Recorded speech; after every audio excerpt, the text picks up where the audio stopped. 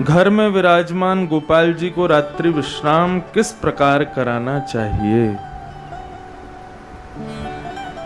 आज सुबह के सत्र में जो लोग मिलने आए थे उन सब से एक भाव मैंने कहा था कि ठाकुर जी की सेवा में आपकी जिज्ञासाएं उस दिन समाप्त हो जाएंगी जिस दिन आप पूजा बंद करके सेवा प्रारंभ कर दोगे। आप अपने परिवारी जनों के हित में जो भी क्रिया करते हो वो किसी से पूछ के नहीं करते। बुआ, फूफा, जीजा, दीदी, चाची, चाचा, ताऊ, ताई, बहन, भाई, पति, पत्नी, ये जितनी भी संबंध हैं हमारे, हम और या फिर मित्र, सखा आदि जो भी, इन सब संबंधों को हम यथामति अपने आप पालन करते हैं। किसी के द्वारा सिखाना नहीं पड़ता या सीखना नहीं पड़ता। बहुत सावधानी से सुनो सब लोग, इधर देखो, आपस की बातचीत सब बिल्कुल बंद। 3 बजे से लेके 7 बजे तक हमारा समय है, कोई नहीं बोलेगा, सब लोग कथा श्रवण करो। मैया लगी तो नहीं आपको? हाँ, विराज जाओ। तो घर में विराजमान जो आपके अर्चावतार जो ठाकुर जी हैं वो आपके लिए आए हैं। आप उनसे किसी भी भाव का संबंध रखो। सबसे बढ़िया संबंध है सखा का। ठाकुर जी को अपना मित्र मान लो और उसके बाद एक साधारण मित्र के साथ आप जैसा व्यवहार करोगे वैसा व्यवहार ठाकुर जी के संग रखो। लेकिन हाँ, कहीं कहीं मर्यादाओं का ध्यान रखना, क्योंकि वे ठाकुर जी भी हैं। लेकिन यदि हमसे पूछें कि ठाकुर जी को शयन कैसे कराना चाहिए तो सुनो, रात्रि में ठाकुर जी को भोजन पवाने के बाद, उसके बाद ठाकुर जी के वस्त्र जो हैं और ठाकुर जी के जो श्रृंगार आदि आपने किया वो सब बढ़ा दो। बढ़ाने का मतलब सब निकाल दो। और रात्रि के ठाकुर जी के अलग श्रृंगार रखो, जैसे मोतियों की पतली हल्की माला और सूती का हल्का पतला वस्त्र, जैसे जो हमारा नाइट वियर होता है। बस ये है कि लाल जी बिना माला आदि के, ये तो उनके संग चाहिए ही चाहिए। तो एक हल्की सी माला, सूती के वस्त्र सुंदर हल्के से। और ये इस बीच में प्रक्रिया एक और करनी है कि जब श्रृंगार उतार दो उसके बाद सुंदर सा इत्र लेकर के और ठाकुर जी को एक बार मालिश कर दो। और जैसे लड्डू गोपाल हैं बेचारे, पूरे दिन घुटने पे बैठे रहे हैं तो दर्द हो गया होगा, तो थोड़े पाँव वाँव ठाकुर जी के दबा दो। लाला, पूरे दिन है गए हो, एक ही आकार में बैठे हो, आपको श्रम हो गया होगा, कष्ट हो गया होगा। अब हम रात्रि में आपको सुला देंगे, तब सहज हो जाना, सीधे होके सो जाना। हाँ, पूरे दिन ऐसे ही बैठे रहते हो। तो इस भाव से ठाकुर जी को इत्र लगाओ और सर्दियों के समय में घी लगाओ। घी से मालिश करो ठाकुर जी की रात्रि में सोते समय। और फिर उसके बाद सूती आदि के वस्त्र पहना करके, सर्दियों में गर्म वस्त्र, गर्म वस्त्र बोले तो जैसे हमारे ठाकुर जी लबादा पहनते हैं। लबादा बोले तो एक प्रकार की जैकेट होती है ठाकुर जी की, जैसे ये हमने बगलबंदी पहनी है ना, ये बगल में बांधते हैं, ऐसे ही लबादा बनता है ठाकुर जी का। उसमें ठाकुर जी छुप जाते हैं, केवल मुंह दिखाई देता है। तो ये तो रहे वस्त्र आदि। फिर उसके बाद ठाकुर जी को हल्की सी माला धरा के और फिर शयन सैया, ठाकुर जी का जो बिस्तर है उस पर इत्र बढ़िया लगा करके नवीन जल भर के रख दो। एक बंटा जी बोलते हैं ठाकुर जी का टिफिन समझ लो। एक छोटा सा टिफिन रखो ठाकुर जी का। क्यों? बोले आपने जो पवाया ठाकुर जी ने पा लिया, लेकिन उनको तो भूख वैसे भी लगती है। उस टिफिन में कुछ ना कुछ भर के रखा करो और सवेरे फिर उसको सब में बांट दो, फिर सवेरे दोबारा भर दो। उसको बंटा भोग कहते हैं। तो रात्रि में कुछ रख दो पास में। और सबसे विशेष बात, जितना भी श्रृंगार उतारा है आपने और जो वस्त्र उतारे हैं वो कहीं और नहीं रखने, ठाकुर जी के पास ही रखो रात्रि में। क्यों? उसके पीछे एक भाव सुनो। शयन ठाकुर जी हमारे लिए करते हैं, लेकिन वास्तविकता ये है कि ठाकुर जी जैसे ही हम लोग सो जाते हैं, ठाकुर जी अपनी नित्य लीला में प्रवेश कर जाते हैं। श्री किशोरी जी और समस्त गोपियां, गोप ग्वाल सब प्रकट हो जाते हैं और ठाकुर जी के साथ फिर रात भर लीला करते हैं। तो उस समय ठाकुर जी लीला में जाएंगे और ऐसे साधारण वस्त्र पहन के जाएंगे तो फिर किशोरी जी डांटेंगी उनको, कैसे बन के आए हो, यहाँ पे लीला करनी है और आप बिल्कुल ऐसे हल्के हल्के वस्त्र पहन के आए हो। तो ठाकुर जी का श्रृंगार पास में ही रख दो कि रात्रि में यदि जाना पड़ जाए लाल जी को तो अपने आप श्रृंगार उठा के पहन के चले जाएंगे। ये सब देखो भाव की सेवा है, भाव प्रधान रखो, सेवा अपने आप होगी, आपको करनी नहीं पड़ेगी। वो सब पास में रख दो और उसके बाद में फिर वैसे तो आश्रय का पद गाना चाहिए, उसको एक प्रकार से लोरी तो नहीं कहेंगे लेकिन हाँ लोरी जैसा ही समझो।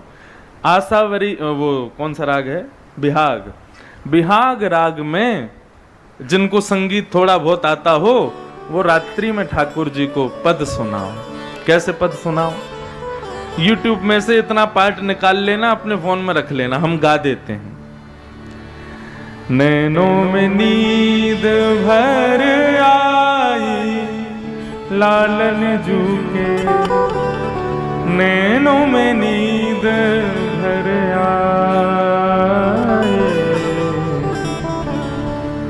कौन श्री लालन जू की सेज सजावे, कौन भरे जल झारी लालन जू के, नैनों में नींद भर आए। ललिता श्री लालन जू की सेज सजावे, विशाखा भरे जल झारी। ये दो सखियां हैं ठाकुर जी की। विशाखा भरे जल झारी लालन जू के, नैनों में नींद भर आए, नैनों में नींद भर आए, नैनों में नींद भर आए। ये पद गा करके और धीरे धीरे ठाकुर जी की चद्दर रजाई जो भी है उसको कंठ तक ले जाओ और ठाकुर जी को सुला दो।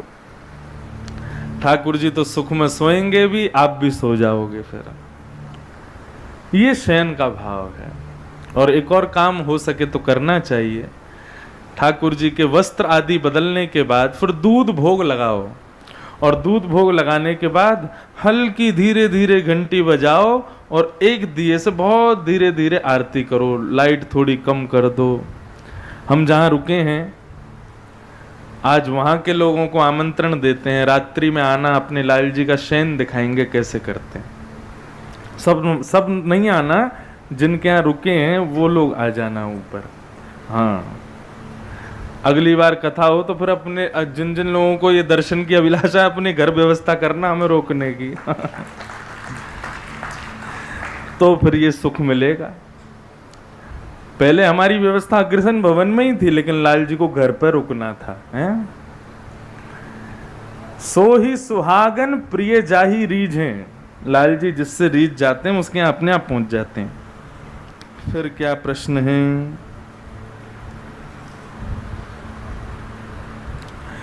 महाराज जी, मासिक धर्म को निषेध क्यों कहा गया है? मंदिर या रसोई में जाना अवैध क्यों माना जाता है? कथा है, सुना देते हैं। वैसे तो आज क्रम में आनी थी, लेकिन बहुत कथा है इसलिए शायद मैं ना कह पाऊं, इसलिए अभी सुना देता हूं। बहुत ध्यान से सुनिएगा, सब माताएं, भाई लोग, बहनें, सब बिल्कुल ध्यान से एकाग्र पूर्वक सुनिए। जो मास पर्यंत हमको, माताएं बहनों को हम निषेध करते हैं वैदिक कार्यों में, पूजा अर्चना आदि में, उसके पीछे कारण क्या है? इंद्र ने, देवताओं के गुरु थे, उनका नाम था त्वष्टा। क्या नाम था? त्वष्टा। जब देवताओं के गुरु बृहस्पति ने गुरु पद का त्याग कर दिया तो उसके बाद देवताओं के गुरु बने त्वष्टा। तो त्वष्टा जो थे ये दैत्यों के भांजे थे। कौन थे? दैत्यों के भांजे।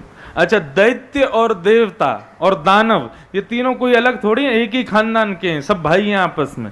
कश्यप ऋषि की संतान है। दिति, अदिति और दनु, कश्यप की 3 पत्नी हैं। अदिति से हुए देवता, दिति से हुए दैत्य और दनु से हुए दानव। हैं सब कश्यप ऋषि के ही बालक, लेकिन इसमें आपस में इन सब में भेद रहता है। तो देवताओं के जो गुरु थे वे बने त्वष्टा, और त्वष्टा दैत्यों के भांजे थे। तो गुरु जी बन गए जब त्वष्टा, तो रोज अपने शिष्यों के नाम से हवन करते थे। तो एक दिन सारे मामा इकट्ठे होके आ गए, बोले क्या हो रहा है भांजे राजा, कथा सुनो। ये कथा बहुत जानने योग्य, समझने योग्य है। माताओं को भी पता चले कि उन्होंने कितना बड़ा बलिदान किया है, और भाइयों को भी पता चले कि ये माताओं का कितना बड़ा सेक्रीफाइस है इस संसार के लिए। तो दैत्यों के भांजे और देवताओं के गुरु एक ही हैं, त्वष्टा।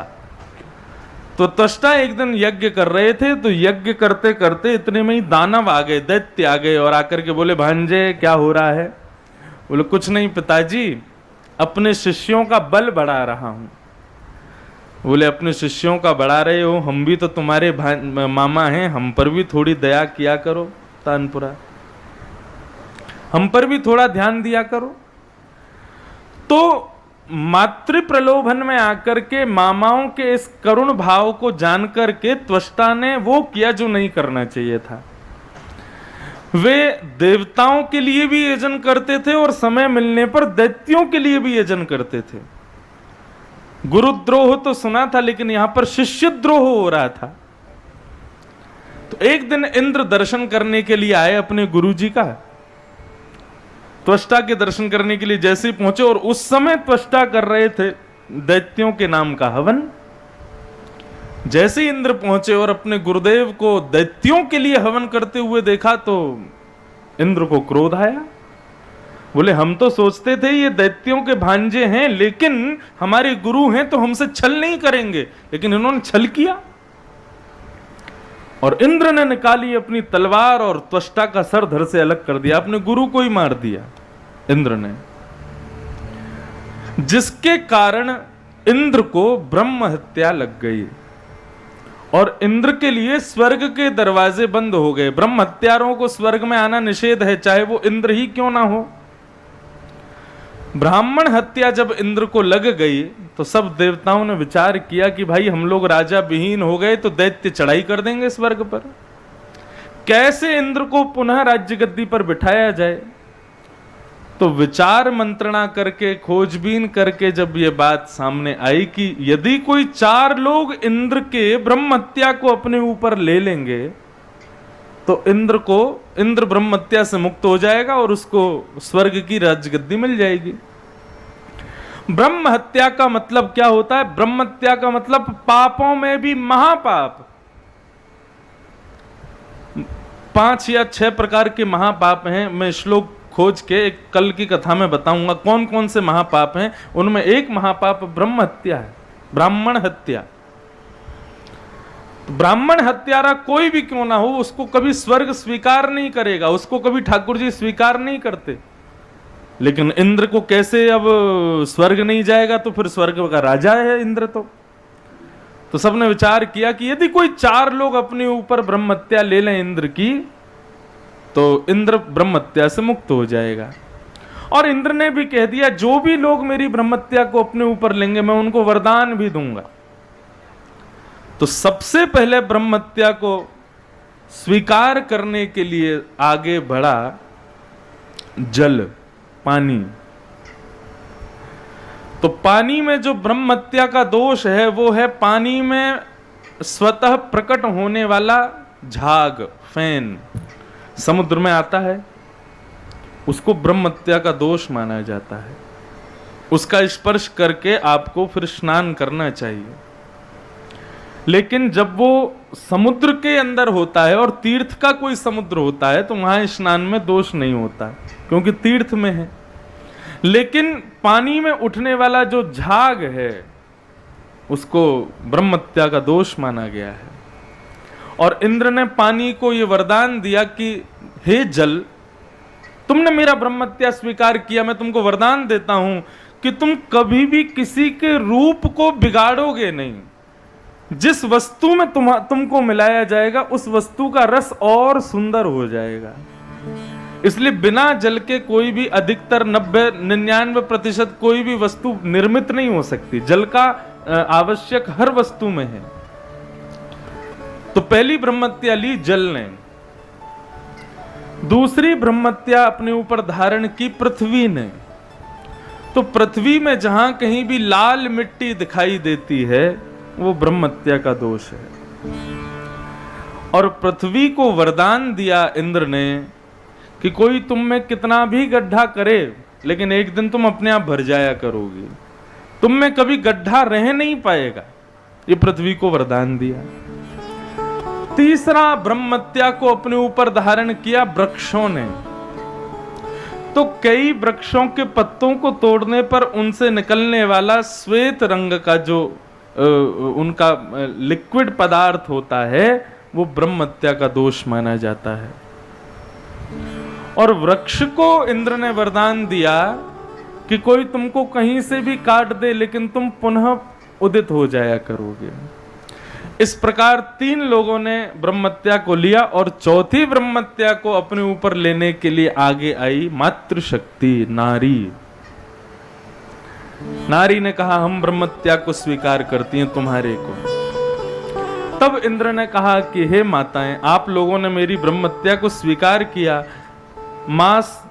प्रत्येक मास कुछ दिनों के लिए मेरी ब्रह्महत्या के लिए आपको अपवित्र होना पड़ेगा। लेकिन मैं आपको वरदान देता हूं। वरदान सुन के आनंद आ जाएगा।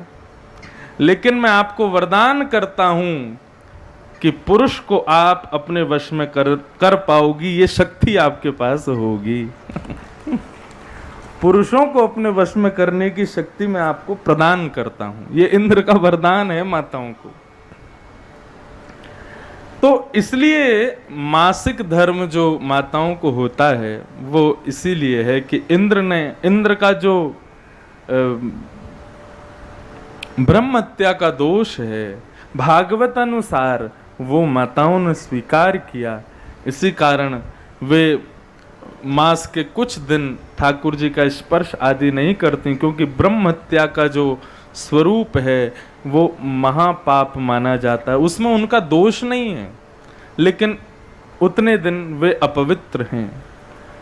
इसलिए ठाकुर जी के वैदिक कार्य और रसोई घर में जहां प्रसाद बनता है, जिस घर में प्रसाद नहीं बनता उसमें तो चले जाओ, कोई दिक्कत नहीं। लेकिन जहां ठाकुर जी का भोग बनता है वहां नहीं जाना चाहिए। वैसे तो किसी को भी अपने हाथ का बना प्रसाद माताओं को उन दिनों में नहीं देना चाहिए। इसका विशेष ध्यान रखना चाहिए। ये कोई इस पर कई लोगों की प्रतिक्रिया गलत होती है। माताओं को कई घरों में बड़े गलत भाव से प्रस्तुत किया जाता है इन दिनों में, लेकिन ऐसा नहीं है। ये उनका बलिदान है इंद्र के। इसीलिए इंद्र आज तक राज्य गद्दी पर बैठा है, क्योंकि माताओं ने उसके श्राप को अपने ऊपर लिया। तो इसलिए माता जी नहीं जाना चाहिए। फिर क्या है, गुरु जी को कोटि को प्रणाम। अच्छा, कृपया करके आज की युवा पीढ़ी के लिए कर्म एवं कर्तव्य विषय पर चर्चा कर इस विषय पर प्रकाश डालें। युवा पीढ़ी के लिए कर्म एवं कर्तव्य। देखो, व्यक्ति कर्म आजकल अपने आप सुनिश्चित करता है कि मुझे क्या करना है। वो किसी के कहने पर या किसी के बताए गए मार्ग पर चल कर के तो कोई कर्म करता नहीं। कर्म और कर्तव्य दोनों में अंतर है। कर्म आत्म पोषण के लिए किया जाता है और कर्तव्य सामाजिक और व्यवहारिक पारिवारिक पोषण के लिए किया जाता है। जैसे कि ये कथा कराई जा रही है बगड़िया परिवार की ओर से, ये कर्म नहीं है, ये कर्तव्य है। आप जो अपनी दुकान पर जाते हैं, अपना बिजनेस करते हैं, आदि आदि जो कर्म करते हैं वो कर्म हैं, वो आप अपने आत्म पोषण के लिए कर रहे हो, लेकिन कर्तव्य व्यवहार पोषण के लिए किया जाता है। तो आजकल के बच्चे कर्म को तो समझते हैं कि हाँ हमको जॉब करनी है, बिजनेस करना है, या हमको अपने एम्स फॉलो करने हैं, हमको ये सब करना है, ये कर्म को तो वे लोग जानते हैं, लेकिन कर्तव्यों का निर्वहन करना आज की पीढ़ी भूल चुकी है। और एक बात कहूं, 3 दिन से रोज आप युवाओं को डांट पड़वा रहे हो, लेकिन इसमें डांट पड़नी बड़ों को चाहिए, क्योंकि वे कर्तव्य भूल रहे हैं आप लोगों के कारण। मैं आज के युवाओं की परिस्थिति बताऊं तो आजकल के बुजुर्ग उतने धार्मिक नहीं होते जितने युवा होते हैं। आप कभी मेरी कथाओं में आकर के युवाओं को देखोगे, कई स्थान के युवा कथाओं में आते हैं, उनके भाव इतने अद्भुत होते हैं कि उन भावों को कोई पा नहीं सकता। इसका मतलब मेरा संशोधन, मेरा एक विचार ये कहता है कि युवा बताए गए मार्ग को यदि आप सिद्ध करके उसको बता दो तो वो करेगा, लेकिन उसको बताने वाला नहीं मिला है अभी तक। आज का युवा धर्म से दूर नहीं है, आज का युवा वैदिक सनातन धर्म को ऐसा नहीं जानना नहीं चाहता, लेकिन सनातन धर्म और हमारा वैदिक धर्म क्या है ये उनको बताने वाला नहीं मिला आज तक। और एक बात कहूं आपसे, व्यासपीठ या व्यास गद्दी से प्रवचन किया जा सकता है, लेने वाला ले, नहीं लेने वाले मत लो, लेकिन ये जो कर्तव्य निर्वहन होता है ना, ये तो माता पिता का ही धर्म है समझाना अपने बालकों को, ये और कोई नहीं समझाएगा।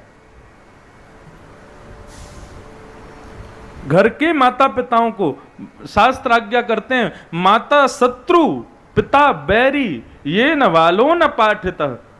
जो अपने बालकों को समय समय पर ज्ञान उपदेश नहीं करते माता पिता, ऐसे माता पिता बालक के शत्रु हैं। माता शत्रु पिता बैरी। इसलिए बंधुओं, गलती हम लोग क्या करते हैं कि बचपन में ही इतना लाड़ प्यार कर देते हैं कि वो लाड़ प्यार हमारा खत्म ही नहीं होता, चले ही चला जाता है, और वो एक समय पर आकर के इतना भयंकर हो जाता है कि बच्चे हमारे मुंह पर कुछ उल्टा सीधा बोल के चले जाते हैं और हम सुनते रहते हैं। बचपन में ये कह करके शांत हो जाते हैं कि अभी बच्चा है, और बड़े हो जाने पर फिर कुछ कह ही नहीं सकते। इसलिए शास्त्रों का कभी कभी अवलोकन किया करो, वहां एक एक चीज की विधा बताइए। कितने दिन लाड़ प्यार करो बच्चों को, लालयेत 5 वर्षाणी, बच्चों को केवल 5 साल तक प्यार करो, और 10 वर्षाणी ताड़येत, जैसे ही बालक 5 साल का हो जाए, 4 साल तो खूब बढ़िया जन्मदिन मनाओ उसका, 5वां जन्मदिन भी मनाओ, लेकिन 5वें जन्मदिन के उपहार में क्या देना है? चल बेटा अब तुमको थोड़ा तराशा जाए, मिट्टी तो आ गई, स्ट्रक्चर तो बन गया, 5 साल में चलना फिरना बोलना सब शुद्ध हो जाता है, अब आओ थोड़ा तुमको हाथ लगाया जाए। हाथ लगाने का मतलब क्या है? थोड़ा बालक को भय बना करके रखो, वो आपके नेत्रों से ही डरे। देखिए एक मेरी बात मानो, डरना कहीं कहीं बहुत जरूरी है। गुरुओं के सामने, माता पिता के सामने बालक यदि किसी बात को कहने में संकोच करते हैं तो इसका मतलब वो बालक बहुत अच्छा है। जिस बालक को अपने माता पिता से संकोच नहीं होता ना, वो बिगड़ा ही समझो उसको। संकुचित हो माता पिता के सामने अपनी बात कहने में, अपने भाव कहने में, वो बात अलग है कि कहनी चाहिए, अपनी बातें कहो माता पिता से, लेकिन संकोच आपका आभूषण बन जाए। कहीं कहीं संकोच प्यारा लगता है। गुरु के सामने शिष्य का संकोच अच्छा लगता है, माता पिता के सामने बालकों का संकोच होना, संकुचित होना, यह दर्शाता है कि बालक के अंदर कितना सम्मान। अच्छा, संकोच उसी के सामने होता है जिसके प्रति हमारे अंदर सम्मान हो। जिसके प्रति हमारे अंदर सम्मान है उसके सामने संकोच क्यों करेंगे? इसलिए लालयेत पंचवर्षाणी, 5 वर्ष तक बच्चों को खूब लाड़ प्यार करो, लेकिन जैसे ही 5 साल का बालक हो जाए 10 वर्षाणी ताड़ेत, ताड़ने का मतलब मारना नहीं, थोड़ा सा बाउंड्रीज रखो उसके चारों तरफ, कहीं भी जाने नहीं देना है, कहीं भी कुछ भी खाने नहीं देना है, कुछ भी पहनने नहीं देना है, कुछ भी करने नहीं देना है। 15 वर्ष का बालक जब तक ना हो जाए तब तक थोड़ा अंकुश रखो उस पर। लेकिन शास्त्राज्ञा करते हैं प्राप्ते तु 16 वर्षे, जैसे ही बालक 16 वर्ष का हो जाए पुत्रम मित्रवदाचरेत, फिर जैसे ही 15 साल का हो जाए वो आपकी बेटी नहीं है, फिर आपका बेटा नहीं है, वो आपका मित्र है। फिर ऊंची आवाज में बोलना बंद करो, फिर उसको बात बात पर रोकना बंद करो, बात बात पर टोकना बंद करो, और जैसे एक मित्र होता है ना वैसा व्यवहार करना प्रारंभ कर दो। अगर आपने 15 साल की उम्र तक बालक पर अंकुश किया तो रोकना, टोकना और ऊंची आवाज में बोलने की नौबत ही नहीं आएगी। 16 साल का बच्चा होते ही उससे मित्रता कर लो। अच्छा, 16 वर्ष से ऊपर के बच्चे जो कॉलेज जाने लगते हैं, स्कूल में, हाई स्कूल्स में पहुंच जाते हैं, अपने मन की बातें किससे कहते हैं? सबसे ज्यादा अपने दोस्तों से कहते हैं। वो अपनी बहन को नहीं बता रहे हैं घर में, अपने भाइयों को नहीं बता रहे हैं, अपने माता पिता दादा दादी से नहीं बोल रहे हैं। बार बार कहां भागेंगे? स्कूल जाना है, कॉलेज जाना है, बाहर जाना है। क्यों? क्योंकि मित्र जो है वो बाउंड्रीज नहीं बनाता उसके लिए। उसको पता है कि मैं जो बात कहूंगा ये समझेगा। माता पिता की तरह रोकेगा टोकेगा नहीं मुझे, इसलिए वो सब बातें उनसे कहता है। तो क्यों ना तुम वो बाउंड्रीज खुद ही हटा दो, 15 साल के बाद बच्चे से मित्रता कर लो, इतने सहज हो जाओ कि वो सारी बातें तुमसे कहे। उसके प्रथम मित्र माता पिता। आजकल बच्चों के माता पिता मित्र नहीं है, इसीलिए आपके बुलावे पर ना वो कथा में आते हैं, आपके बुलावे पर ना वो मंदिर जाते हैं, आपके बुलावे पर ना वो कोई भजन वजन के काम करते हैं, क्योंकि आपने उनको मित्र बनाया नहीं है। मैं दोनों पक्षों की बात कह रहा हूं। जब तक ताड़ना करनी है तब तक करनी चाहिए, लेकिन जिस उम्र के बाद नहीं करनी है तो बिल्कुल नहीं करनी है। अगर शास्त्र की आज्ञानुसार हम लोग चलने लगे ना तो सबसे मॉडर्न धर्म है हमारा हिंदू वैदिक धर्म, लेकिन हम लोग मानते नहीं है, समझते नहीं है, उसकी वास्तविकता को जानते नहीं है।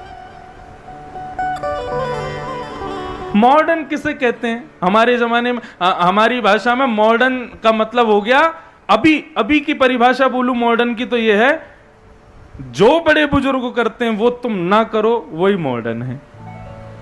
ऐसा नहीं है। हमारे शास्त्रों ने, आपको पता है, अभी एक दिन आप बगड़िया जी बता रहे थे, हमारे खानदान में आपकी माता जी थी जाने कौन, जिन्होंने घूंघट की प्रथा, क्या भाभी थी, हाँ, जिन्होंने घूंघट की प्रथा को रोका, बता रहे थे ना। हमारे हिंदू वैदिक सनातन धर्म का है ही नहीं घूंघट प्रथा। ये तो जब मुगल आए भारत में तो अपनी बहन बेटियों की सुरक्षा के लिए हमारे पूर्वजों ने अपनी बहन बेटियों से कहा कि मुंह ढक के रहा करो, नहीं तो हमारे यहां था नहीं। केवल हाँ ये है, सम्मान में आज भी सिर तो ढकते हैं, लेकिन ये घूंघट करना ऊंचा ऊंचा, ये हमारे शास्त्रों में आज्ञा ही नहीं थी इसकी कभी। ये तो मुगलों से बचाने के लिए ये सब नियम बनाए गए। हमारा हिंदू वैदिक धर्म बहुत अच्छा है, लेकिन लोग समझते नहीं है उसको। तो बच्चों के कर्म कर्तव्यों पर मैं तो बोल दूंगा, लेकिन समझाना आप लोगों को ही पड़ेगा। फिर आया, आजकल बच्चे लोग अधिकार मांगते हैं, और अधिकार कर्म करने से अपने आप मिलता है। इस बात पर थोड़ा प्रकाश डालो। किस चीज का अधिकार मांगते हैं बच्चे? आजकल के बच्चे केवल स्वतंत्रता मांगते हैं और कुछ नहीं मांगते। वो स्वतंत्रता को ही अधिकार समझते हैं। बाकी वो कोई अधिकार अगर मांगने वाले बच्चे हैं तो मैं व्यासपीठ से कह दूं, अधिकार को अगर मैं अपनी भाषा में समझ रहा हूं तो अधिकार का मतलब प्रॉपर्टी वगैरह, अगर ये सब मांगने वाले बच्चे हैं तो उनकी परवरिश ही खराब रही होगी। लेकिन अधिकार का मतलब कुछ और यदि आप कह रहे हैं तो आजकल के बच्चों को अधिकार के रूप में केवल स्वतंत्रता चाहिए और कुछ नहीं चाहिए। और वो स्वतंत्रता देनी पड़ेगी, और कोई आपके पास ऑप्शन नहीं है, आपके पास और कोई चारा नहीं है। लेकिन बच्चों को मैं एक बात कहूं, बहुत देर पक्ष ले लिया बच्चों का, अब थोड़ा बच्चों से एक बात कहूं कि लक्ष्मी नारायण की मंदिर में पूजा करना, राधा कृष्ण की, रुक्मणी कृष्ण की मंदिर में जाके पूजा करना एक द्वितीय श्रेणी की भक्ति है। लेकिन घर में जो पिता रूपी नारायण और माँ रूपी लक्ष्मी बैठी है, उनकी अर्चना नित्य किया करो। उनकी आज्ञा का पालन ही तुम्हारे लिए धर्म है, उनकी आज्ञा का पालन ही तुम्हारे लिए शास्त्र है, उनके संग रहना और उनसे बात करना ही तुम्हारे लिए सत्संग है। महाराष्ट्र में एक भक्त हुए भगवान के, पंडरीनाथ भगवान, उनका नाम था पुंडलीक। क्या नाम था? पुंडलीक। श्री विठ्ठल भगवान, जिसके लिए आज तक पंढरपुर में दोनों कमर पर हाथ रख करके खड़े हैं। ये पुंडलीक जो था, ये बिल्कुल अपने माता पिता से प्रेम नहीं करता था। बहुत ध्यान से सुनिएगा। एक दिन माता पिता ने कहा, पुंडलीक हम लोग काशी विश्वनाथ दर्शन करने जाना चाहते हैं, हमारी व्यवस्था कर दो। पुंडलीक बोला, भगवान ने तो पैर दिए, चल के चले जाओ। माता पिता बोले, बेटा यहां से बहुत दूर है। तो पुंडलीक जो था वो माता पिता का बिल्कुल प्रेमी नहीं था।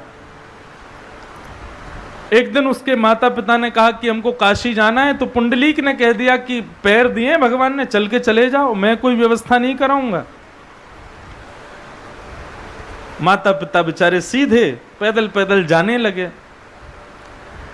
लेकिन पुंडलीक अपने सखाओं के साथ, मित्रों के साथ बहुत ऐशो आराम करता था। तो एक दिन उसके सारे मित्र बोले, अरे चलो भाई, मैं नया रथ खरीद के लाया हूं, इससे तुमको घुमाने ले चलता हूं। पुंडलीक बोला, कहाँ चलेंगे? बोले, हम लोग काशी चलते हैं, थोड़ी लंबी ड्राइव पर चलते हैं। पुंडलीक बोला, ठीक है। अब तो माता पिता को मना कर दिया था उसने, लेकिन अपने मित्रों से हाँ बोल के उनके संग जाने लगा। बीच रास्ते में पुंडलीक को दिखाई दिया कि मेरे माता पिता जा रहे हैं, तो पुंडलीक ने अपना मुंह भी फेर लिया, कहीं इन्होंने मुझे देख लिया तो बोल देंगे कि हमको भी बैठा लो। ऐसा माता पिताओं से बैर करता था पुंडलीक। रात्रि का समय हो गया तो एक आश्रम में जाकर के सब सखाओं ने अपना रथ रोका और सब रात्रि भोजन करके वहां सोने लगे। अर्धरात्रि का समय हुआ, पुंडलीक को पता नहीं भूख प्यास कुछ लगी होगी। पुंडलीक उठ करके अपने कमरे से जैसे ही बाहर आया तो उसने क्या देखा, उस आश्रम के आंगन में परम सुंदरी 3 नारियां, परम कुरूपणी 3 नारियां झाड़ू लगा रही हैं। कुरूपणी मतलब उनका रूप देखने लायक नहीं था, उनको देख करके न देखने की इच्छा हो रही थी और वो झाड़ू लगा रही हैं। पुंडलीक थोड़ी देर देखता रहा, बोले कर क्या रहे हैं। तभी उसने देखा कि ज्यों ज्यों वो झाड़ू लगाती जा रही हैं, त्यों त्यों उनका रंग साफ होता जा रहा है, नेत्र सुंदर होते जा रहे हैं, नासिका सुंदर होती जा रही है, उनका अंग प्रत्यंग सुंदर होता जा रहा है। और अंत में पुंडलीक ने देखा कि जैसे उनकी सेवा पूर्ण हुई, वो परम सुंदरी नारियां अत्यंत तेजवान, अत्यंत सुंदरी बनकर के उसके सामने खड़ी हैं। पुंडलीक ने हाथ जोड़ करके कहा, माताओं आप कौन हो और ये क्या हुआ? मैं जब आया था यहाँ पर तब आपका रूप इतना सुंदर नहीं था और अब आप परम सुंदरी लग रही हो। ये क्या हुआ चमत्कार, मुझे इसके बारे में बताओ। उन तीनों ने अपना परिचय दिया, बोले कि हम 3 कोई और नहीं है, तीनों नदियां हैं, गंगा, यमुना और सरस्वती। अच्छा, तो आपका ये अभी क्या हुआ था यहाँ पर? बोले पुंडलीक, दिन भर ना जाने असंख्य लोग हम में स्नान करके अपने पापों को धो करके जाते हैं, अपने पापों को हम में युक्त करके जाते हैं। हम परम पवित्रा हैं, लेकिन इतने संख्या में लोग स्नान करते हैं कि उन सब के पाप हमको कुरूपणी बना देते हैं। तब रात्रि में हम विविध विविध आश्रमों में जाते हैं और उन आश्रमों में विचरण करने वाले वैष्णव भक्तजन, संत जन उनकी जो चरण रज पड़ी होती है उसको अपनी झाड़ुओं से उसका मार्जन करते हैं। तो जब मार्जन करते हैं तो वो उड़ करके हमारे अंग पर लगती है और हमारे जितने भी पाप, जितने भी मैल हम में लगे हैं वो सब धुल जाते हैं और हम पुनः पवित्र हो जाते हैं। पुंडलीक ने बोला, इतनी सामर्थ होती है संत जनों के चरण रज में? तो बोले हाँ। पुंडलीक बोला, मेरे यहां संत महात्मा तो है नहीं, मुझे यदि ये करना हो कि मैं रोज अपने पापों को नष्ट करूं तो मैं क्या करूं? तब गंगा यमुना सरस्वती ने बताया, बोले संत जनों के चरण रज मिल जाए तो अच्छा है, नहीं तो घर में विराजमान संत स्वरूप जो माता पिता हैं, यदि कोई बालक नित्य उनको प्रणाम करे, नित्य उनके चरण रज को अपने माथे से लगाए, उसके पाप नित्य नष्ट होते हैं। जैसे ही पुंडलीक ने ये बात सुनी, नेत्र सजल हो गए पुंडलीक के। बोले कि मेरे घर में माता पिता बैठे हैं और मैं बाहर जाकर के संत जनों के चरण रज ढूंढ रहा हूं। उसी समय तत्क्षण रात्रि में ही पुंडलीक निकल गया रथ लेकर के। अर्धरात्रि में बीच रास्ते में कहीं माता पिता सोए थे, जाकर के चरणों में गिर के बहुत रोया, कान पकड़ के क्षमा मांगने लगा, मुझे क्षमा कर दो, मैं आपको पहचान ना सका, आपकी कभी सेवा नहीं की मैंने बहुत बड़ा अपराध किया। माता पिता दोनों को काशी विश्वनाथ दर्शन करा करके वापस लेके आया और उसी दिन उसने प्रण ले लिया, मेरा कर्म, मेरा कर्तव्य, मेरा जीवन, मेरा सब कुछ मेरे माता पिता के चरणार विंद हैं। कोई उसको बोलता पुंडलीक मंदिर जाया करो, तीर्थ याद जाया करो, कहीं जाया करो, तो हर चीज में अपने माता पिता को ही प्रणाम करता था। बोले यही तीर्थ है मेरे लिए। इतनी सेवा माता पिता की करता था कि द्वारिकाधीश उसकी सेवा से प्रसन्न हो गए। और एक दिन द्वारिकाधीश से रहा नहीं गया, द्वारिका से निकल पड़े। रुक्मणी जी ने पूछा कहां जा रहे हो? बोले अपने एक भक्त को दर्शन देने जा रहा हूं।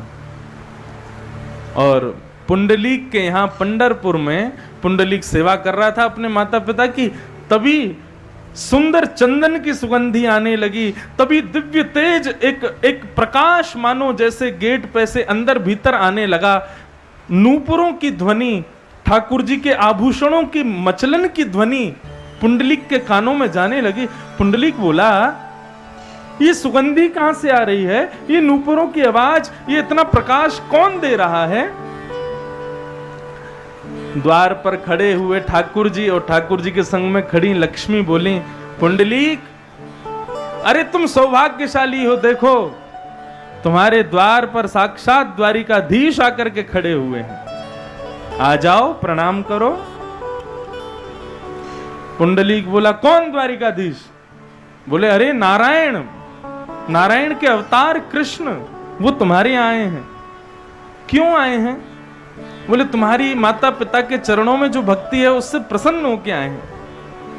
पुंडलीक बोला, मैंने तो बुलाया नहीं इनको, मैंने तो इनको आमंत्रण भेजा नहीं, मैं माता पिता की सेवा इनकी प्राप्ति के लिए तो कर नहीं रहा हूं, मैं तो केवल ऐसे ही, मेरे माता पिता हैं इसलिए सेवा कर रहा हूं, तो फिर ये क्यों आए हैं?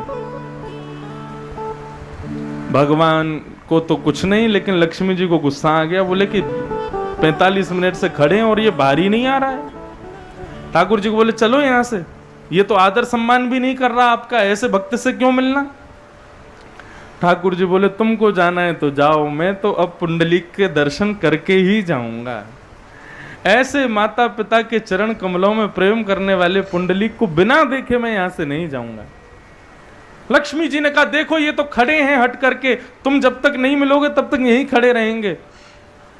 पुंडलीक के पास में एक ईंटा रखा था, उसने वो ईंटा सरका दिया, बोले लो इस पर खड़े हो जाओ और खड़े रहो जीवन भर, लेकिन मैं अपने माता पिता के चरण छोड़ के नहीं आऊंगा। जैसे ही पुंडलीक ने यह बात कही, लक्ष्मी जी रोकती रही, लेकिन ठाकुर जी नहीं माने और उस ईंट के ऊपर जाकर के प्रतीक्षा की मुद्रा में, जैसे कोई प्रतीक्षा करता है किसी की, ऐसे प्रतीक्षा की मुद्रा में भगवान द्वारिकाधीश विठ्ठल बन करके वहां पर विराजमान हो गए। पुंडलीक वरदे श्री हरि विठ्ठल, श्री पंडरीनाथ महाराज की जय। माता पिता के चरण में प्रेम करने वाले पुंडलीक के लिए ठाकुर जी वहां पर विट्ठल बन करके खड़े हैं। तो बंधुओं, आजकल के बच्चों से बस यही है भाव, माता पिता को ही सर्वस्व मानो। चलो हमारी उम्र के बच्चे तो फिर भी समझ जाएंगे, लेकिन आने वाली जो जनरेशन है वो तो बहुत खतरनाक होने वाली है। कभी कभी हमको लगता है कि आप लोगों का बुढ़ापा तो ठीक निकल जाएगा, हमारा बुढ़ापा बहुत भयंकर जाने वाला है। हाँ, आजकल के माताएं लोग बच्चों की सेवा तो करती नहीं है, वो रख लेती हैं आया, उसकी सेवा करने वाली भी एक कोई और ही रहती है, वही बच्चे को उठाती है, वही बच्चे को सुलाती है, वही बच्चे, और फिर बुढ़ापे में वो माता एक्सपेक्ट करती है कि बच्चा मेरी सेवा करे। तुमने की बचपन में? अरे बच्चों को बचपन में माता का लाड़ प्यार करना एक प्रकार से वो भी ठाकुर जी की सेवा के समान है, क्योंकि बालक श्री कृष्ण के समान ही है। छोटे बच्चे को देखो, उसमें से कभी दुर्गंध नहीं आती, उसको भले ही 4 दिन नहलाओ मत, वो ब्रश करता नहीं है, वो कुछ ऐसे ही रहता है सामान्य, लेकिन उसमें से कोई दुर्गंध नहीं आती। क्यों? क्योंकि वो अंदर से निष्कपट है। घर का शत्रु आकर के यदि बालक को गोद में ले ले तो बालक चिल्लाएगा नहीं, उसकी गोद में जाके भी हंसता है, क्योंकि वो जानता नहीं कि मुझे किससे बैर करना है, किससे प्रेम करना है, किससे मित्रता करनी है, किससे छल करना है। वो सबके प्रति सम रहता है, इसलिए उसमें से दुर्गंध नहीं आती। वो कृष्ण स्वरूप है, तुम उसकी सेवा करो बाल्यकाल में, बुढ़ापे में वो भी करेगा। तो इसलिए भैया इन सब विषयों को समझते हुए आज के प्रश्नों को यहीं विराम देते हैं और कथा क्रम में हम लोग प्रवेश करते हैं। कथा क्रम कल कहां तक पहुंचा था? कपिल देवहूति संवाद। बहुत ध्यान से सुनिएगा, बहुत सुंदर प्रसंग है कपिल देवहूति संवाद का। देवहूति माता के यहां 9 कन्याओं ने जन्म लिया और 10वें पुत्र के रूप में भगवान कपिल पधारे। आपसे एक बात कहूं, श्रीमद् भागवत की फिलॉसफी है ये, इसको दर्शन शास्त्र कहते हैं, कपिल देवहूति संवाद को। बड़े बड़े लोग इस बात पर, इस चर्चा पर पीएचडी करते हैं।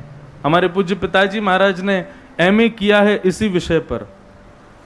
कपिल देवहूति संवाद ये साधारण नहीं है। समय की कम कटौती है, इसलिए मैं थोड़ा ही कहूंगा, लेकिन बहुत ध्यान से सुनिएगा। ये भयंकर गूढ़ चर्चा है श्रीमद् भागवत की।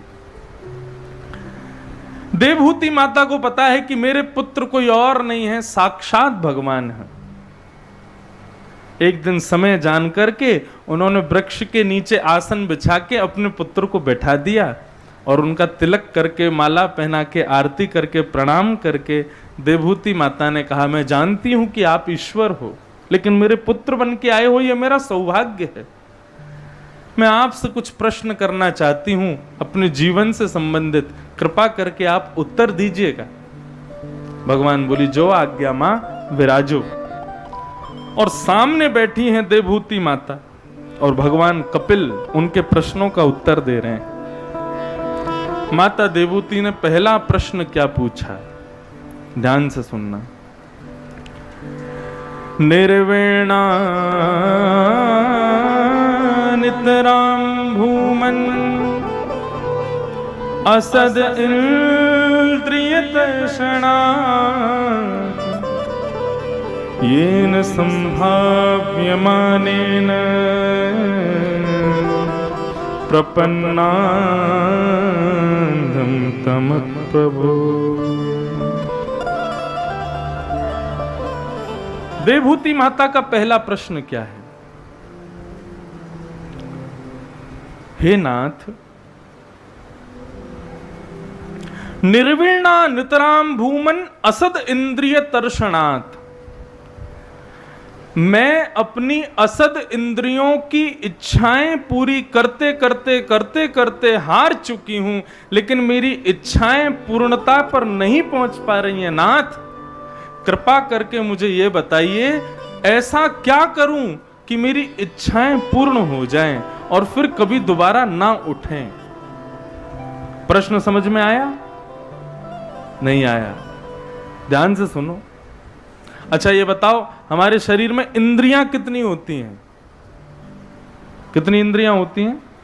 नहीं 10, 5 नहीं 10 इंद्रियां होती हैं। 5 ज्ञानेंद्रिय और 5 कर्मेंद्रिय। 5 ज्ञानेंद्रिय कौन कौन सी हैं? जिनसे हमको कुछ पता चलता है, जिनसे हमको कोई ज्ञान होता है, वो 5 ज्ञानेंद्रिय हैं। राउल केला के लोग आज बड़े सुंदर लग रहे हैं, कैसे पता चलता है? पहली ज्ञानेंद्रिय। संगीत बहुत सुमधुर बज रहा है कानों से, दूसरी ज्ञानेंद्रिय। पुष्प की सुगंधी बड़ी मधुर है, तीसरी ज्ञानेंद्रिय नाक। प्रसाद बहुत बढ़िया बना है, चौथी ज्ञानेंद्रिय जीभ। आज मौसम में थोड़ी नमी है, त्वचा। 5 ज्ञानेंद्रिय। ये 5 हो गई ज्ञानेंद्रिय। 5 होती है कर्मेंद्रिय, हाथ, पैर, मुख और 2 गुप्त इंद्रिय। ये होती हैं 10 इंद्रियां। अब यहां प्रश्न देवहूति माता कर रही है कि हे नाथ, मैं अपनी 10 इंद्रियों की इच्छाएं पूरी करते करते हार चुकी हूं। आप लोग खुद विचार करो, सुबह उठने से लेकर के रात्रि तक आप क्या करते हो? गुलामी करते हैं हम। किन की गुलामी? अपनी इंद्रियों की गुलामी। आंख कहती है मुझे ऐसा दृश्य दिखाओ, उसको दिखाने के लिए भागते हैं। कान कहते हैं मुझे अरिजीत सिंह के गाने सुनाओ, तुरंत सुनाने लग जाते हैं। नाक कहती है मुझे बढ़िया वाला परफ्यूम सूंघना है, तो वो लेने चले जाते हैं। जीभ कहती है मुझे तो वो खाना है, छेना पूड़ा, तुरंत लेके आते हैं दुकान से। त्वचा कहती है बहुत गर्मी हो गई, एसी लगाओ, कथा से आए हैं, पूरे चिपचिपाहट हो रही है। पैर कहते हैं ऐसी चप्पल पहनाओ, हाथ कहते हैं ऐसा स्पर्श कराओ। आप पूरे दिन करते क्या हो? इन 10 इंद्रियों की गुलामी। इन्हीं की इच्छा हम पूरे जीवन भर पूरी करते रहते हैं, लेकिन एक फुल स्टॉप कभी नहीं आता कि हमारी इंद्रियां कहती हूं कि बस अब हमें कुछ नहीं चाहिए। ऐसा कभी नहीं होता। कितने घरों में देखा गया, अब घरों की छोड़ो, मेरी खुद की आदत ऐसी है, अगर घर में भिंडी बनी तो मैं भोजन करता ही नहीं, दूसरी बनाओ। हम जीव के कितने आदि। जीव कहती है मुझे ये नहीं खाना, वही खाना है, तो वही बनवाते हैं हम लोग। लेकिन बंधुओं, आप कभी विचार करो, संपूर्ण जीवन निकल जाता है इन इंद्रियों की इच्छा पूरी करते करते, कभी इन पर लगाम लगती है कि नहीं? हम जीव के कितने आदि। जीव कहती है मुझे ये नहीं खाना, वही खाना है, तो वही बनवाते हैं हम लोग। लेकिन बंधुओं, आप कभी विचार करो, संपूर्ण जीवन निकल जाता है इन इंद्रियों की इच्छा पूरी करते करते, कभी इन पर लगाम लगती है कि नहीं? देवहूति माता यही पूछ रही है, नाथ मैं हार गई इच्छा पूरी करते करते। आंखों ने जो मांगा, कानों ने जो मांगा, जीव ने जो मांगा, हाथों ने, पैरों ने, गुप्त इंद्रियों ने जो मांगा, सब दिया, लेकिन कब तक दूं मैं? ऐसा कोई उपाय बताओ कि मेरी इच्छाएं समाप्त हो जाएं, फिर जीवन में कभी कोई इच्छा ना आवे। ऐसा कोई मार्ग बताओ। हमारे पूज्य पिताजी महाराज कथा में गाते हैं, देखना इंद्रियों के ना घोड़े भगे, उनमें हरदम जो संयम के कोड़े पड़े, अपने रथ को सुमार्ग लगाते चलो, कृष्ण गोविंद गोपाल गाते चलो। सुख में फूलो मती, दुख में भूलो मती, प्राण जाए मगर नाम भूलो मती, काम की वासना को मिटाते चलो, कृष्ण गोविंद गोपाल गाते चलो। देखना इंद्रियों के ना घोड़े भगे, इनमें हरदम यो संयम के कोड़े पड़े। ये संयम हमारे भीतर बिल्कुल नहीं है।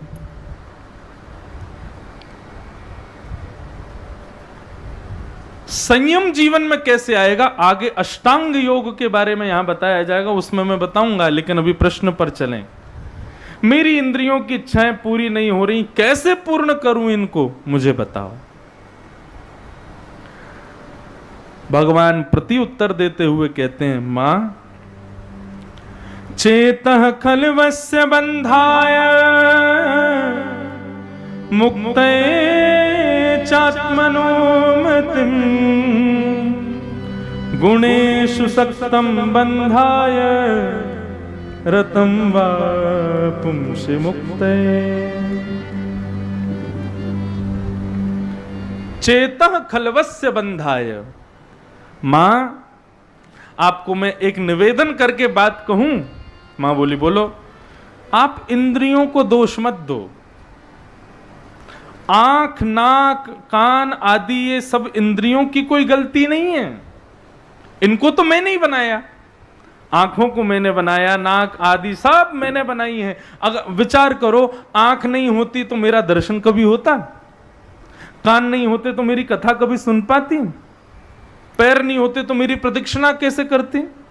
ये इंद्रियां हैं तो मेरी भक्ति हो पाती है। इंद्रियां नहीं होती तो फिर आप कुछ कर ही नहीं पाती। इसलिए मां, जो इंद्रियां मेरी प्राप्ति कराती हैं वो इंद्रियां असद कैसे हो सकती हैं? इंद्रियों को दोष मत दो। मां बोली, तो फिर किसको दोष दूं? बोले, ये इंद्रियां तो हैं आपकी।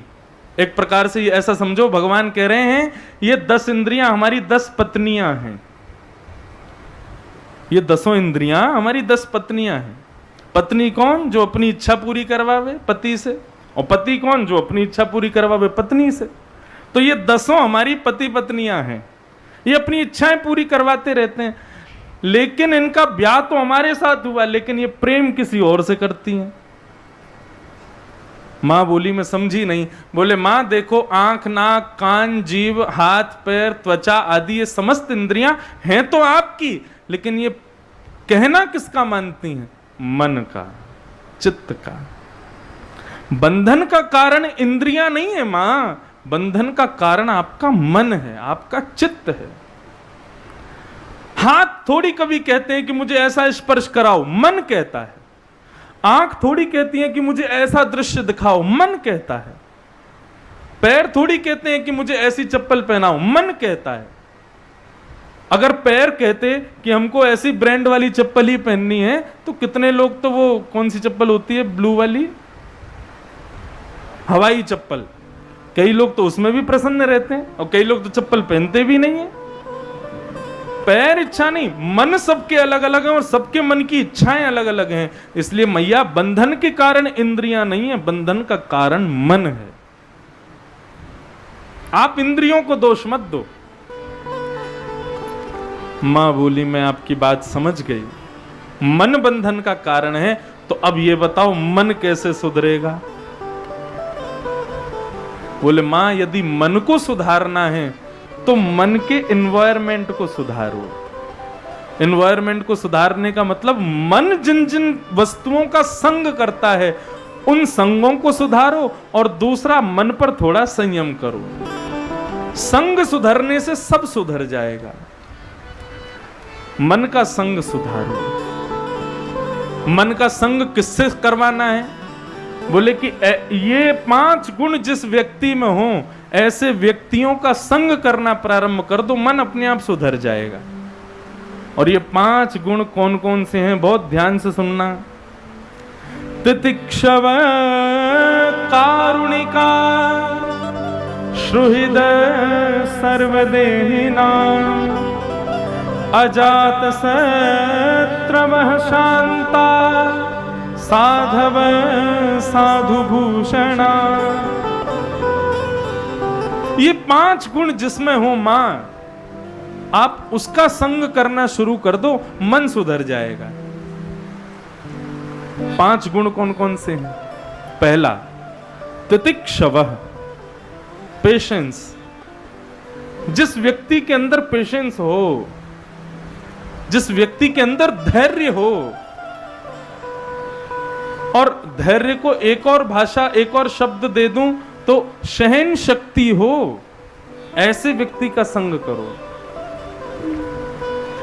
जिनके अंदर सहन शक्ति नहीं है, जिनके अंदर धैर्य नहीं है, ऐसे लोगों का संग करना बंद कर दो।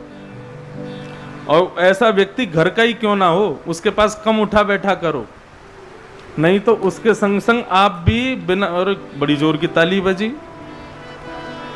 दो चारों नहीं बजाई, जो भुगत भोगी होंगे उनने ही बजाई है। पेशेंस जिसके अंदर हो उसका संग करो। धैर्यवंतम,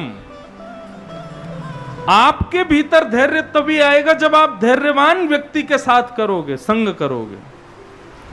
जिसके अंदर धैर्य नहीं है उसका संग छोड़ो। तो पहला गुण तितिक्षवः, दूसरा गुण मां जिसका हम संग करें उसके अंदर होना चाहिए कारुणिका। कारुणिका मतलब करुणा, करुणा मतलब दया, सब पर दया करे, किसी के प्रति भी निर्दयता का भाव ना रखे, सबके प्रति जिसके अंदर दया का भाव है, ऐसे व्यक्ति का संग हमको करना है। तो पहला गुण सहनशीलता, दूसरा गुण दया, और तीसरा गुण सुहृदः सर्वदेहिनां, समस्त देहधारियों के प्रति जो सुहृद है। सुहृद मतलब अच्छा चाहने वाला, वेल विशर, सबका, केवल मानवों का ही अच्छा चाहे, अपने परिवार का ही अच्छा चाहे, अपना ही अच्छा चाहे, ऐसा नहीं, जो सबका भला चाहता हो, ऐसे व्यक्ति का संग करना है। रविंद्रनाथ टैगोर, उनको एक बार नेशनल अवार्ड मिला। तो उनको जब नेशनल अवार्ड मिला तो उनको सब लोगों ने आकर के बधाइयां दी, लेकिन उनके घर के ठीक सामने रहने वाला पड़ोसी नहीं आया। 3 पा जीवन में ऐसे आते हैं जो कि बहुत मुश्किल से खुश होते हैं। पहले पड़ोसी, दूसरे पैतृक भाई बंधु मतलब चाचा ताऊ के बच्चे, और तीसरे पत्नी। ये 3 जल्दी खुश नहीं होते। बाकी मेरा अनुभव कम है, तीसरे वाले में आप लोगों का ज्यादा है।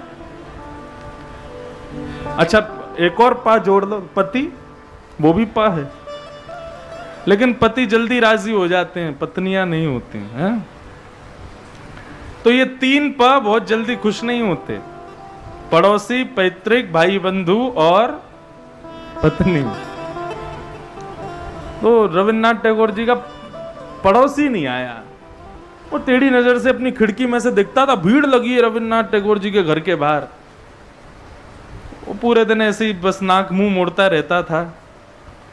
लेकिन एक दिन टैगोर जी ने सोचा कि सब लोग मुझे आए बधाई देने, लेकिन मेरा पड़ोसी नहीं आया। उन्होंने अपना अवार्ड उठाया और वो खुद गए पड़ोसी के यहाँ, और पड़ोसी के यहाँ जाके गेट खटखटाया। जैसे ही उसने गेट खोला तो रविन्द्रनाथ टैगोर जी ने उल्टा उसको बधाई दी। बोला, आपको बहुत बहुत बधाई हो। बोला, अरे आप यहाँ क्यों आए? अरे आप, मैं आने ही वाला था, मैं सोच ही रहा था कि समय मिलती आपको बधाई देने आऊंगा, लेकिन आप आ गए। आपने क्यों कष्ट उठाया? सामने मुंह पे तो सब ऐसे ही हो जाते हैं ना। टैगोर जी ने उनको प्रणाम कहते हुए कहा कि मैं आपको धन्यवाद कहने आया हूँ। क्यों? क्योंकि आप मेरे पड़ोसी हैं। मैं नित्य उठ करके जब अपनी बालकनी में आता हूँ तब आप अपने घर में मुझे कुछ करते हुए दिखते हैं। मतलब मेरे दिन की शुरुआत आपको देख करके होती है, इसीलिए मेरा दिन इतना शुभ जाता है। तो मेरे को आज जो भी उपलब्धियां मिली हैं उसमें अधिकार, उसमें कृपा आपकी है, इसलिए मैं आपको धन्यवाद देने आया हूँ। ऐसा पिघला पड़ोसी महाराज जीवन भर मुरीद बन के रहा उनका।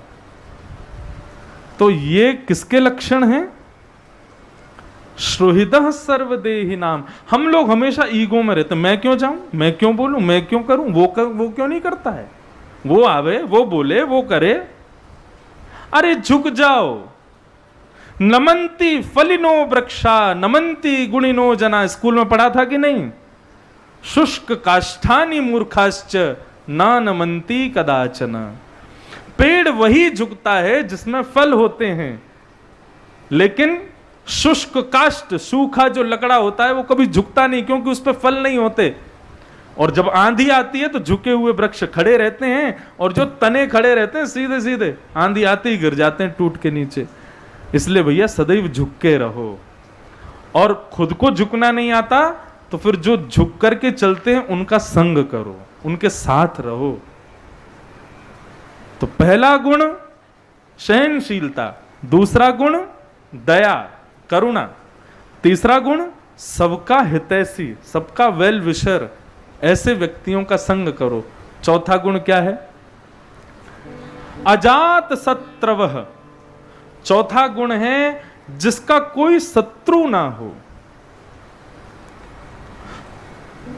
जिसकी किसी से शत्रुता ना हो। लोग भले ही उसको शत्रु मानते हो, लेकिन वो किसी को अपना शत्रु ना मानता हो।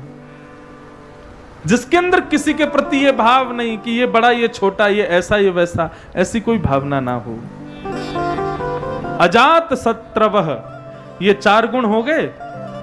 और अंतिम और सबसे विशेष गुण शांताः, जो बहुत कम बोलता हो, बहुत शांत रहता हो। ऐसे 5 गुण वाले लोगों का संग करना चाहिए।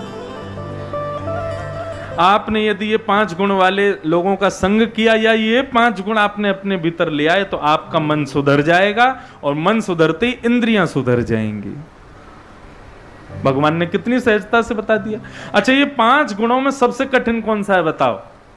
जो अभी हमने बताए, तितिक्षवः कारुणिका सुहृदः सर्वदेहिनाम अजात शत्रवः शांता साधवः साधुभूषणा। इन 5 में सबसे कठिन कौन सा है? शांता, मौन रहने वाला। आजकल लोग मौन नहीं रहते। हाँ, एक चीज हो गई है, खुद कम बोलते हैं, अंगूठे ज्यादा बोलते हैं। खुद कम बोलते हैं, अंगूठे ज्यादा बोलते हैं। बहन भाई में लड़ाई हो जाए, एक दूसरे अलग अलग कमरे में जाके एक दूसरे को गालियां लिख के भेज देते हैं, उल्टी सीधी बातें लिख के भेज देते हैं। मुंह से नहीं बोलेंगे, लेकिन मैसेज कर देते हैं। शांता, शांत रहो। या फिर ऐसा कहूं तो जब बोलो तब हरि कथा बोलो, जब बोलो तब अच्छा बोलो। मौन एक आभूषण है बंधुओं। जितना मौन रहोगे, जितना कम बोलोगे, उतने शब्दों में भारीपन आएगा, उतना तुम्हारी बातों का प्रभाव होगा। और जितना ज्यादा बोलोगे, जितना चबर चबर मुंह चलाते रहोगे, उतनी बात की गरिमा नष्ट होती चली जाती है। इसलिए मौन रहना सीखो।